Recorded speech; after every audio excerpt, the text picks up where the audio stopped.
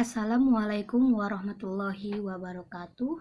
Perkenalkan, saya Indah Maisela Az-Zahra, NIM 2020 4032 006. Yang saya hormati Ibu Dr. Dailatus Syamsiah SAG MAG sebagai dosen pengampu mata kuliah studi Al-Quran Perspektif Pendidikan Islam. Izinkan saya untuk mempresentasikan atau menyampaikan materi terkait pendidikan keluarga menurut Quran Surat At-Tahrim ayat 6. Selanjutnya pendahuluan. Al-Quran merupakan firman Allah Subhanahu wa Ta'ala yang dijadikan sebagai pedoman hidup atau way of life oleh umat muslim tanpa keraguan di dalamnya. Al-Quran mengandung ajaran-ajaran pokok, prinsip dasar, menyangkut segala aspek kehidupan manusia dan dalam berbagai permasalahannya. Salah satu permasalahan yang tidak sepi dari perbincangan umat adalah masalah pendidikan. Al-Quran sendiri telah memberi isyarat bahwa permasalahan pendidikan sangat penting. Selanjutnya, pendidikan dalam konteks keluarga, artinya pendidikan keluarga tersebut yang diperoleh dari orang tua terhadap anaknya. Lalu, bagaimana pengertian pendidikan keluarga menurut Al-Quran? Kata kunci dalam tulisan Al-Quran yang terdapat di dalamnya, kita dapat mencari tentang pendidikan keluarga seperti ahl, ali, dan ashirah. Seperti kata ahl terdapat di surat At-Tahrim ayat 6. A'udzu billahi minasyaitonir rajim. Bismillahirrahmanirrahim. Ya ayyuhalladzina amanu qu anfusakum wa ahlikum naran waquduha an-nas wal hijarah 'alaiha malaika ghiladun shidadun la ya'sunallaha ma amarahum wa yaf'aluna ma yu'marun. Shadaqallahul azim. Yang artinya, wahai orang-orang yang beriman, peliharalah dirimu dan keluargamu dari api neraka yang bahan bakarnya adalah manusia dan batu. Penjaganya malaikat-malaikat yang kasar dan keras, yang tidak durhaka kepada Allah terhadap apa yang Dia perintahkan kepada mereka dan selalu mengerjakan apa yang diperintahkan. Pada ayat tersebut terdapat kata ahl, yang artinya keluarga. Selanjutnya pada ayat tersebut dapat dipahami bahwa arti kalimat tersebut menjelaskan tentang pendidikan keluarga. Adapun penafsiran dari Quran Surat At-Tahrim ayat 6 ini, yang pertama saya mengambil tafsir oleh Kementerian Agama Republik Indonesia. Mereka menafsirkan bahwa Allah Subhanahu wa Ta'ala memerintahkan orang-orang yang beriman agar menjaga dirinya dari api neraka yang bahan bakarnya terdiri dari manusia dan batu, dengan taat dan patuh melaksanakan perintah Allah. Mereka juga diperintahkan untuk mengajarkan kepada keluarganya agar taat dan patuh kepada perintah Allah untuk menyelamatkan mereka dari api neraka. Keluarga merupakan amanat yang harus dipelihara kesejahteraannya, baik jasmani maupun rohaninya. Di antara cara menyelamatkan diri dari api neraka ialah mendirikan sholat dan bersabar. Selanjutnya tafsir Al-Misbah oleh Muhammad Quraish Shihab. Wahai orang-orang yang beriman, peliharalah diri dan keluarga kalian dari api neraka yang bahan bakarnya terdiri atas manusia dan bebatuan. Yang menangani neraka itu dan menyiksa penghuninya adalah para malaikat yang kuat dan keras dalam menghadapi mereka. Para malaikat itu selalu menerima perintah Allah dan melaksanakannya tanpa lalai sedikit pun. Ketiga, tafsir Muyassar oleh Mujamma' Raja Fahd Arahan Syekh Al-Allamah Dr. Salih bin Muhammad Al-Asyik. Wahai orang-orang yang meyakini Allah dan mengikuti Rasul-Nya, peliharalah diri kalian dengan melaksanakan yang diperintahkan oleh Allah dan meninggalkan yang dilarang. Jagalah keluarga kalian, sebagaimana kalian menjaga diri dari api neraka yang bahan bakarnya terdiri atas manusia dan bebatuan. Para malaikat akan melaksanakan perintah siksaan itu dengan keras. Mereka tidak menyimpang dari yang diperintahkan Allah dan melaksanakan yang diperintahkan. Keempat, tafsir Jalalayan oleh Jalaluddin Al-Mahalli dan Jalaluddin Asyayuti. Hai orang-orang yang beriman, peliharalah diri kalian dan keluarga kalian dengan mengarahkan mereka kepada jalan ketaatan kepada Allah dari api neraka yang bahan bakarnya adalah manusia, orang-orang kafir, dan batu seperti berhala-berhala yang mereka sembah adalah sebagian dari bahan bakar neraka itu. Atau dengan kata lain, api neraka itu sangat panas sehingga hal-hal tersebut dapat terbakar. Berbeda halnya dengan api di dunia, karena api di dunia dinyalakan dengan kayu-kayu dan lain sebagainya. Penjagaannya malaikat-malaikat, yakni juru kunci neraka itu adalah malaikat-malaikat yang jumlahnya ada 19 malaikat, sebagaimana yang akan diterangkan nanti dalam surat Al-Mudaththir yang kasar. Lafal gilazun ini diambil dari asal kata gilazul qalbi, yakni kasar hatinya yang keras. Sangat keras hantamannya, mereka tidak pernah mendurhakai Allah terhadap apa yang telah diperintahkannya kepada mereka. Lafal ma amarahum berkedudukan sebagai badal dari lafal Allah. Atau dengan kata lain, malaikat-malaikat penjaga neraka itu tidak pernah mendurhakai perintah Allah, dan mereka selalu mengerjakan apa yang diperintahkan. Lafaz ayat ini berkedudukan menjadi badal dan lafal yang sebelumnya. Dalam ayat ini terkandung ancaman bagi orang-orang mukmin supaya jangan murtad, dan juga ayat ini merupakan ancaman pula bagi orang-orang munafik, yaitu mereka yang mengaku beriman dengan lisannya tetapi hati mereka masih tetap kafir. Selanjutnya adapun hakikat pendidikan keluarga, yaitu setiap anak berhak memperoleh pendidikan. Secara umum pendidikan diperoleh dari sekolah, namun pada hakikatnya pendidikan dimulai dari lingkungan keluarga kita. Pendidikan pertama adalah pendidikan yang diperoleh dari orang tua. Kemudian fungsi keluarga ini sangat penting dalam mencintai, mengasihi, melindungi, serta memberikan pendidikan yang baik. Berdasarkan fungsi tersebut, keluarga memiliki tanggung jawabnya masing-masing. Setiap anggota keluarga harus saling menjaga dan melindungi satu sama lain agar terhindar dari segala macam bahaya. Selanjutnya, adapun cara yang dapat kita lakukan untuk menjaga diri dan juga keluarga kita agar terhindar dari api neraka. Yang pertama itu membekali keluarga dengan ilmu.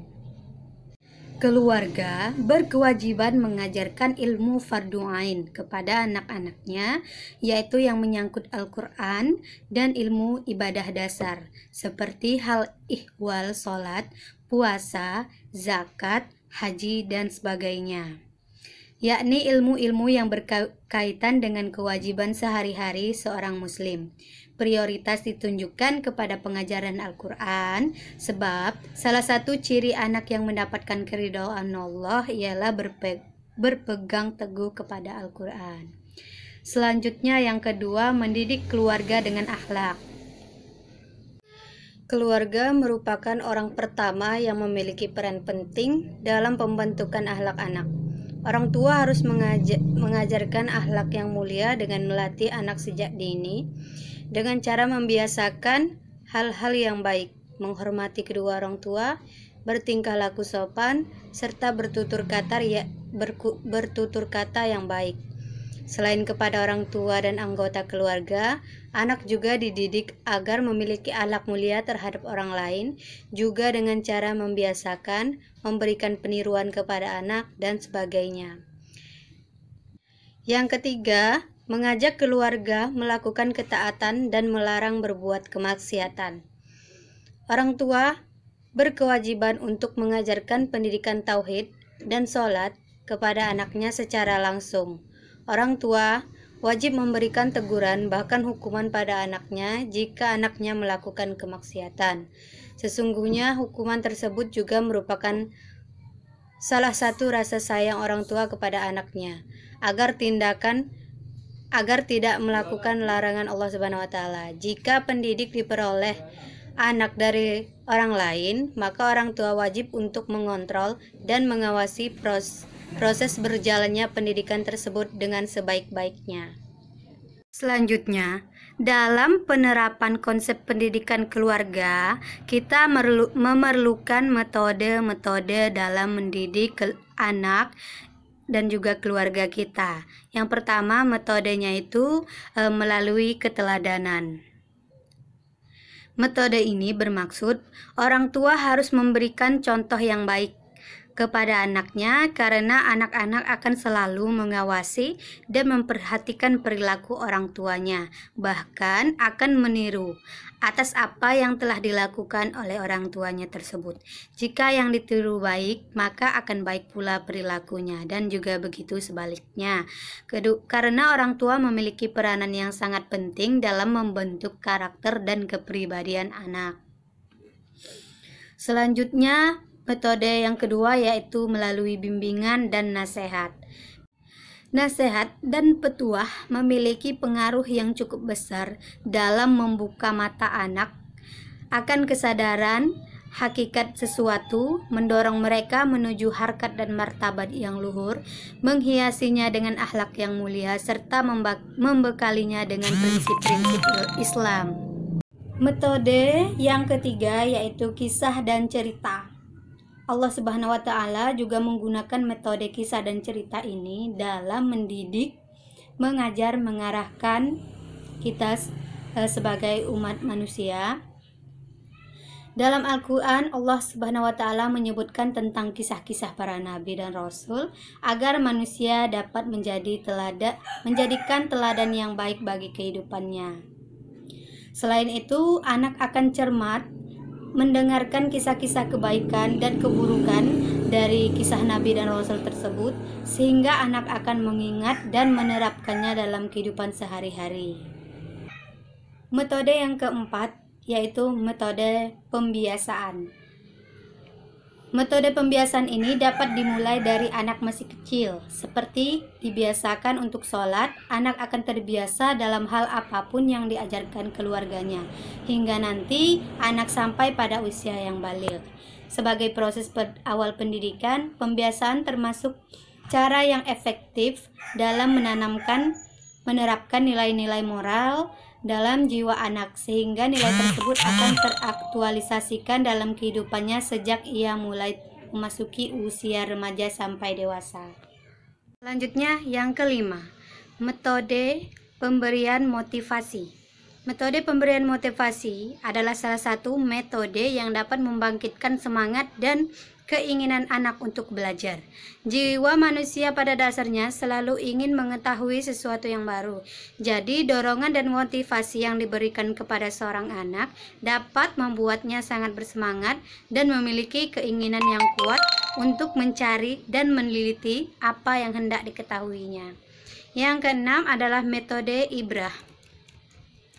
Metode ibrah artinya mengambil pelajaran dari sesuatu hal yang terjadi pada orang lain dan menjadikan sebagai pelajaran untuk diri sendiri. Metode ibrah ini dilakukan dalam pendidikan keluarga seperti memberikan hukuman kepada anak, namun hukuman tersebut tidak dapat dijadikan sebagai tindakan yang keras. Namun lebih kepada memberikan pelajaran yang bersifat mendidik dengan cara yang dilakukan yang bersifat mendidik pula. Terkadang orang tua menemukan anak-anak yang bisa menerima didikan secara mudah dari orang tuanya, namun ada juga anak yang tidak bisa menerimanya. Sehingga dalam pendidikan keluarga perlu dilakukan metode ini dalam menghadapi anak yang tidak bisa menerima pembelajaran. Selanjutnya, metode yang ketujuh yang perlu kita gunakan dalam pendidikan keluarga yaitu metode targhib dan tarhib. Targhib adalah janji yang disertai bujukan dan rayuan untuk menunda kemaslahatan, kelezatan, kenikmatan. Namun penundaan itu yang bersifat pasti, baik, dan murni, serta dilakukan melalui amal saleh atau pencegahan diri dari kelezatan yang membahayakan atau pekerjaan buruk.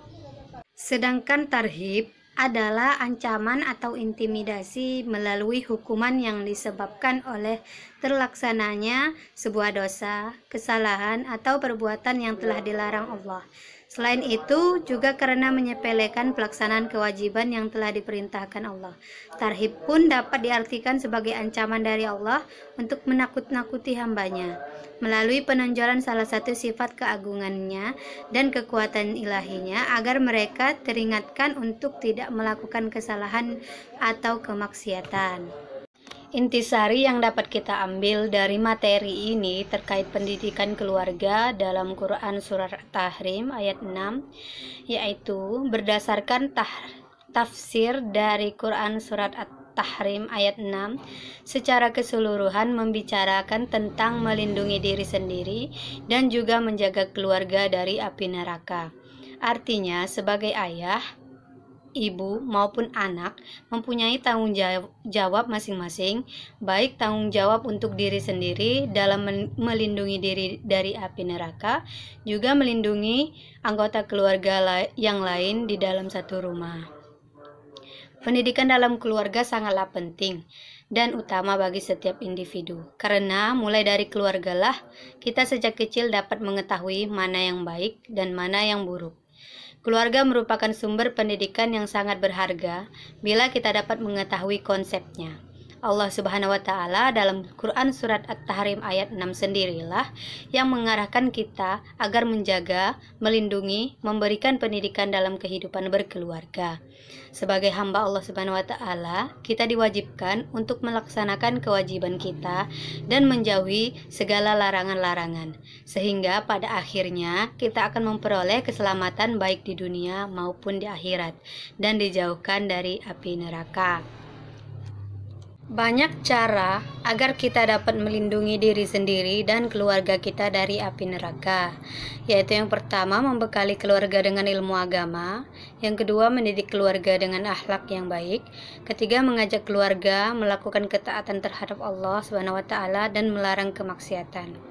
Kemudian dalam penerapan pendidikan keluarga, orang tua dapat menggunakan metode-metode dalam memberikan pendidikan kepada anaknya, yaitu yang pertama dengan metode menjadikan diri orang tua sebagai contoh teladan yang baik, kedua memberikan bimbingan dan nasihat-nasihat tentang keagamaan, ketiga memberikan kisah-kisah dan cerita-cerita keislaman yang bersumber dari kisah Nabi dan Rasul, menerapkan kebiasaan-kebiasaan Islami, memberikan motivasi sebagai pendorong anak agar lebih bersemangat dalam beribadah dan berbuat kebajikan, memberikan hukuman sebagai bentuk pelajaran kepada anak yang bersifat mendidik, kemudian serta perlu adanya janji, bujukan, rayuan agar anak menunda kemaslahatan dan memberikan ancaman melalui hukuman jika melakukan dosa yang dilarang oleh Allah Subhanahu wa Ta'ala. Demikian penjelasan materi dari saya terkait pendidikan keluarga surat At-Tahrim ayat 6. Bila ada salah-salah kata dan pengucapan, saya mohon maaf, kepada Allah saya mohon ampun. Wabillahi taufiq wal hidayah. Wassalamualaikum warahmatullahi wabarakatuh.